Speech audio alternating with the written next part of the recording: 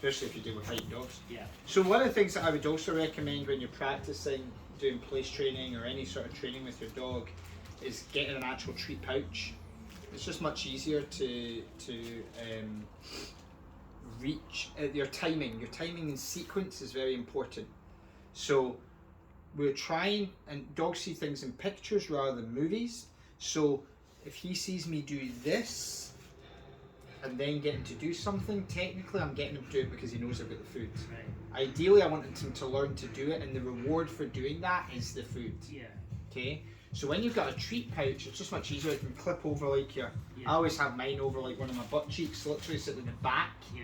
So I can be literally, do this, good food, rather than here and you're fumbling about in your pocket and all that sort of stuff. Yeah. So this will be slightly off for the timing wise, but you'll get an understanding of what I'm doing.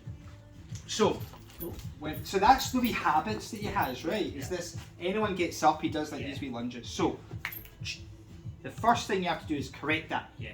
Okay? It isn't necessarily up to the individual because they don't know what they're doing. It's up to you. But there you can already see one of these triggers, which is he's done before. Somebody gets up, I have a wee explosion at somebody. And you go, okay, bring it on. Yeah. You know, we now know that's the trigger, let's squash it. And here he's now kind of going, what the heck, you know? Yeah. That was him taking a cigarette and we go, we don't smoke in here, Yeah. you know? So again, if I knew that's the trigger, you know, it's not like, it's in the moment, it's not a personal thing, he's just obviously done it before. But what you would do is you then have him on the lead there or whatever, and the person is going to get up and you're like, wait, do that again and again and again. And if he goes to do it, you're ready to correct him on the lead. In this case, I'll do it. But okay, let's go. And then I have him on the lead. But because he's already had one firm correction there, he's kind of like, okay, I'm not doing that again. Yeah. Right? Technically, when he did that, good. Yeah. Because he made the right choice. So,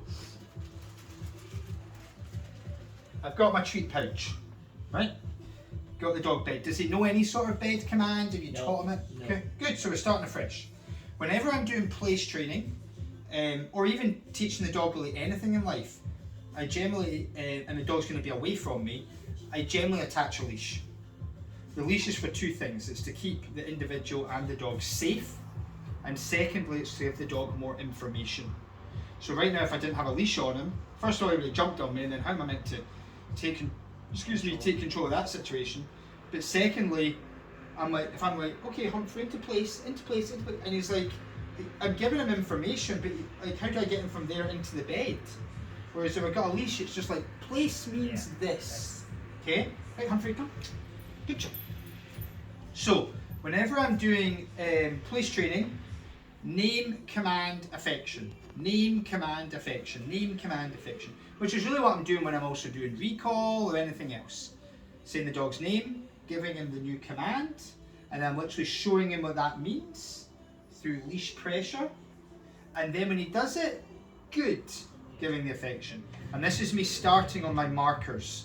My good is a success marker, you're doing the right thing, but keep doing what you're doing. Okay? So here, Humphrey, come. Go, and I would do this 10, 15 minutes, 3-4 times a day, or whatever can realistically fit into your schedule. Yep. This is him literally learning Spanish, so the more you practice it, the quicker you'll get at it, and the better you'll get at it.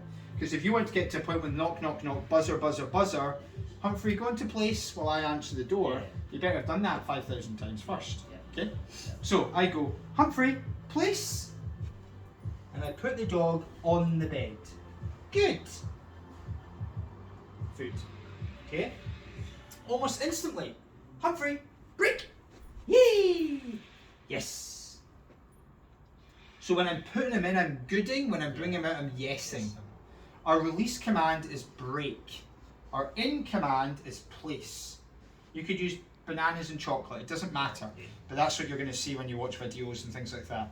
The reason we say place is because you can use it technically anywhere, and you get to the point you go into the pub and you just go right place. So you know it's, Which means chill out where you are. Yeah. It's very different as well to like a sit or a stay or a wait, because those other, or a down, because those commands are waiting for the next move. Yeah. Place should be Final. just chill out. Final. You're going to go out to work, right, into place, and he just chills until you come back, right? Yeah. So, Humphrey, place. Good. And then you say it make it happen. I'm not going, please, please, please, please, come on, come on. Yeah, Good boy. Because first of all, those words can already have an association, like they are, me making that high-pitched noise and he's jumping out the bed. So that it caused me to have to correct him. So if I'm just consistent with the words that I use, it makes more sense to the animal. Okay? Humphrey, break. Yes. It's funny because he doesn't see it with the eye. I think that's... Has an impact, definitely. Yeah. Humphrey, place. Good. And again, like you were doing before, use part of his daily food. Yeah. Then you're not going to be Well, concerned in any way. Make his work for his tomorrow food. night when he's getting his dinner, he'll just be doing this. Exactly. Okay, And so, even take the other part of his daily food and he gets fed that on the walk. yeah. Okay? This always will help, especially if you're kind of consistent, you're walking along the street and he's doing well and he's here and you're just like, good, boom, good, boom. I mean, Yes, I don't want him make to be a him wee get it. robot, but I need to know. This is I just need what's him to going to have get you to a behaviour. good level of Yeah, obedience. yeah, I need And to a have good behaviour. level of attention Yeah. to you as well, Yeah. okay? Humphrey, breathe. Yes. So, and all I'm doing right now is repeating in, out, shake it all about. Do the hokey cokey and turn around. That's what it's all about. Okay. Humphrey, please. And the pressure, make it happen. Yeah. Good. And you're always going to the dog's reaction. So some dogs I wouldn't have done that with, because that'd be too much pressure and they panic. But he's hardcore. He can take that no bother. Yeah. If it was a new puppy, I maybe actually would have put the food in first and just Yeah, let it yeah. jump in and eat Yeah, it and yeah. said the word while it was doing it. Yeah. He can take much more than that to speed him up. Okay, Humphrey, break. Yes. Now, what you have to understand is the thing the dog knows least right now is the words that are coming out of my mouth. Yeah. What he understands most It's is the way I'm moving my body and the leash pressure, the food. That's what he understands. He's associating it over time Yeah. with certain words. Okay? Whereas we focus a lot on the words that we're saying. Okay? The way you know if the dog knows it is you take away any visual cues and just say the words. If your dog does it, they know the words. Most dogs don't, you know. And that's okay, because most of the time in life you are like doing this by doing something and come and heel and down and up, and we do visuals with it. And that's actually a good thing in my opinion. Like my dog Rex, who's 16 and a half now, he's deaf because he's old now. So because I've always done visuals when I've went kind He's of got the down, part of it. I just do that and he goes, I know what it means. So it's good to do that, okay? Yeah. So understanding the place training is the do this instead. So that when people are in or you're outside and you want them to be a bit more comfortable, etc., give them something to do in the place. The place technically isn't going to stop the barking at the door or going mental. You're going to correct that. Wrong choice. But do this thing I've taught you 5 million times instead. Yeah.